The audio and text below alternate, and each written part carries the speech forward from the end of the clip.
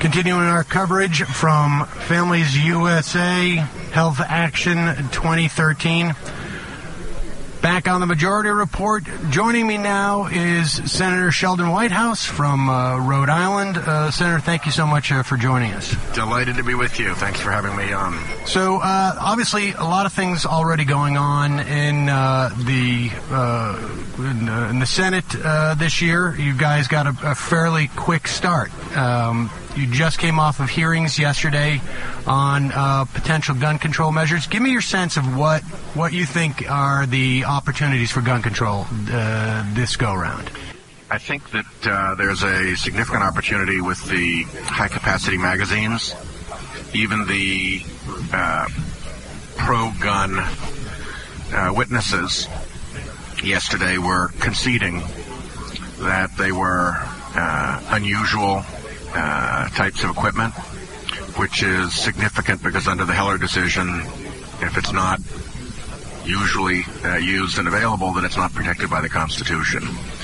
So I think that was helpful. I find it hard to believe that we won't be able to make way on the background checks. And then I think that, unfortunately, a lot of the mental health questions fall into the larger budget discussion.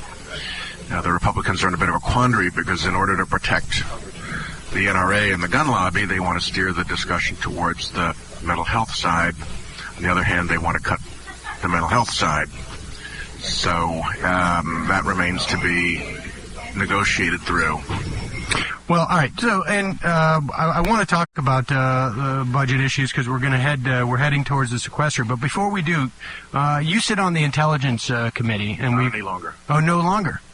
Well, let me ask you then, if I could, in retrospect. I didn't realize that you were no longer on that committee, but there are still some pretty major outstanding issues from your tenure there. Last time we spoke over the summer, we had discussed it was at that time that the kill list program that John Brennan, who is the CIA nominee, was overseeing at that time. And I had asked you if any of the members of the Senate Intelligence Committee, to your knowledge, had seen a document or the documents that the administration was using to outline its legal reasoning that the executive had the ability to set up some type of kill list.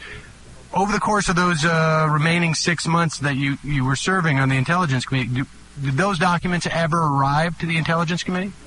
I don't recall them.